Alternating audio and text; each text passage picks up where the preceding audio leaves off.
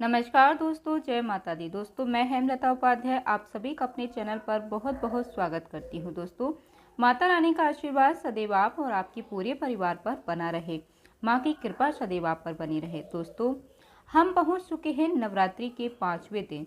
तो आज हम देवी माँ स्कंद माता की पूजा करेंगे। और देखिए दोस्तों, स्कंद माता यानी कुमार कार्तिकेय की माता को स्कंद की माता के रूप में जाना जाता है।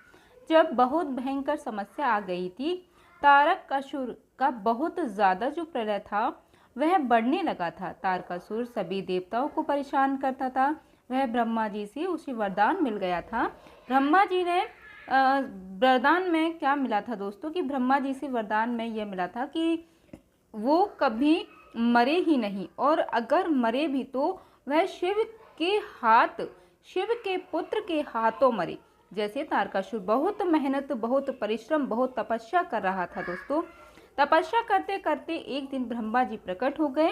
ब्रह्मा जी के प्रकट हो जाने के बाद तारकासुर ने वरदान मांगा और ब्रह्मा जी ने उसको यह वरदान दिया। वो वर मांगा कि हे प्रभु, मेरी मृत्यु कभी भी ना हो। ब्रह्मा जी ने कहा ऐसा नहीं होता है, जो इस धरती पर आया है उसकी मृत्यु निश्चित है, इसलिए तुम ऐसा वरदान ना मांगो। तारकासुर बहुत हर्ट करने लगा, जिद करने लगा। उसे कहा कि नहीं प्रभु, मेरी तपस्या में अगर कोई कमी रह गई हो तो मैं 100 सालों तक तपस्या कर सकता हूँ, लेकिन मुझे वरदान यही चाहिए कि मृत्यु कभी ना हो, मैं कभी भी किसी के हाथों ना मारा जाऊं। तारकासुर के ब्रह्मा जी ने यह कहा तुम ऐसा कोई वरदान मांग लो कि जो कि तुम पूरी ही ना हो पाए, ऐसा कोई वरदान मांग लो। तुरंत तारकासुर के मन में आया कि मैं ऐसा वरदान मांग लेता हूँ कि शिव के पुत्र के हाथ ही मेरी मृत्यु होगी। ऐसा वरदान उसने इसलिए मांगा क्योंकि शिव जी सती के वियोग में लंबी समाधि में चले गए थे।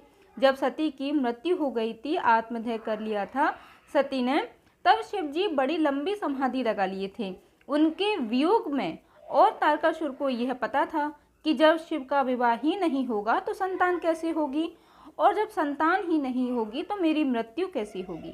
तो मेरी मृत्यु ही संभव नहीं है, क्योंकि शिव का पुत्र जब नहीं होगा तो मेरी मृत्यु भी कभी नहीं होगी। और उसको यह भली भांति ज्ञात था कि अब शिव बड़ी लंबी समाधि में चले गए हैं। सती के वियोग में इसी समझदारी से उसने यह वर मांग लिया। अब हुआ क्या दोस्तों कि तारकासुर का अत्याचार जो है बढ़ता चला गया। फिर देवता मिलकर के भोलेनाथ के पास गए, उनसे तपस्या की, और फिर माता पार्वती के साथ विवाह हुआ, और फिर कुमार कार्तिकेय का जन्म हुआ।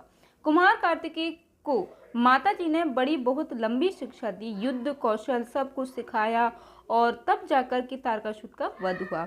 और इसी जो कारण था दोस्तों, देवी का नाम स्कंद माता पड़ा।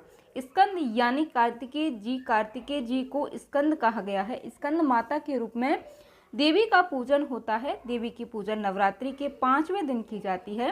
तो नवरात्रि के 5वें दिन माँ की पूजा आपको कैसे करना है, कौन से रंग के कपड़े पहनना है, तो देखिए दोस्तों, माँ की पूजा में आपको हल्के पीले रंग का वस्त्र पहनना अच्छा माना जाता है। आप तैयार हो जाइए, हल्के पीले रंग के वस्त्र पहन लीजिएगा।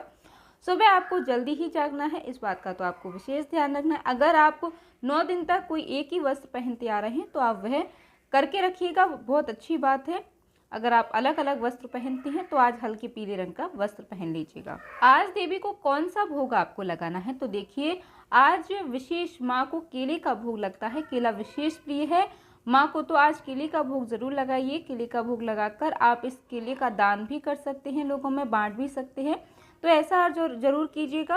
अब अगली चीज है दोस्तों कि आज आपको कौन से मंत्र का जप करना है, तो देखिए, या देवी सर्वभूतेषु माँ स्कंद माता रूपेण संस्थिता नमस्तस्यै नमस्तस्यै नमस्तस्यै नमो नमः। इस मंत्र का भी आप जप कर सकते हैं। या फिर दोस्तों ओम ऐं ह्रीं क्लीं स्कंद माताय नमः, इस मंत्र का भी आप जप कर सकते हैं। इस मंत्र का जप करने से माता रानी की विशेष कृपा प्राप्त होती है, और देवी की पूजा में और कुछ विशेष चीज़ें होती हैं जिनका भी ध्यान रखा जाता है। देवी की पूजा में आज धैर्य की बहुत आवश्यकता होती है, क्योंकि देवी को धैर्यशालिनी भी कहा जाता है। देवी का स्वभाव जो है अत्यंत ही सरल और शांत चित्त है। जिन दंपतियों की संतान नहीं है उन्हें नवरात्रि के 5वें दिन देवी स्कंद माता की विधि विधान से पूजा करनी चाहिए। विधि विधान से पूजा करके कुछ उपाय भी करना चाहिए। जिनकी संतान नहीं है दोस्तों, जिन्हें संतान की कामना है, वह आज माँ के सामने बैठ कर के संतान गोपाल का पाठ करें, देवी स्कंद माता का ध्यान करें। देवी स्कंद माता का ध्यान कैसे करेंगे, तो उनकी गोद में कुमार कार्तिकेय बैठे हुए होते हैं। उनकी गोद में कुमार कार्तिकेय वही स्कंद माता होती हैं, और जिन लोगों की संतान नहीं होती है उनके ऊपर उनकी विशेष कृपा होती है। आज के उपाय के बारे में अगर मैं आपको बताऊं तो आज आपको कौन सा उपाय करना है। आज आप माँ को जो है लाल गुड़हल का फूल और अनार के फूल विशेष रूप से चढ़ा दीजिएगा। देवी का स्वरूप अत्यंत ही शांत है दोस्तों, यह भक्तों को अभय देती हैं। कहा जाता है कि देवी अपने भक्तों को अभय मुद्रा में वरदान देती हैं। ऐसा करने से भक्त की सभी संकट, तकलीफें, समस्याएं खत्म हो जाती हैं। देवी की पूजा करने से भक्त के अंदर साहस आता है और बड़ी से बड़ी समस्याओं का भी समाधान होता है और माँ की विशेष कृपा भी होती है। आज आपको सुबह विशेष काम क्या कर लेना है, तो देखिए आप पीला चंदन ले लीजिएगा। पीले चंदन को आप रगड़ करके और पीले चंदन को अच्छी तरह से रगड़ करके देवी को 11 बार तिलक करिए। देवी को तिलक करके और चंदन के सामने रख दें। रख के चंदन के सामने रख के और सर्व मंगल मांगल्ये शिवे सर्वार्थ साधिके शरण्ये त्र्यंबके गौरी नारायणी नमस्ते, इस मंत्र का आपको 108 बार जप करना है दोस्तों। यदि देखिए अगर आप मंत्र आपको याद है तो आप चंदन को हाथ में लेकर के 108 बार जप कीजिएगा। अगर नहीं है तो आप माँ के सामने इस चंदन को रख करके 108 बार इस मंत्र का जप कीजिएगा। उसके बाद दोस्तों आप इस चंदन को रख लीजिएगा।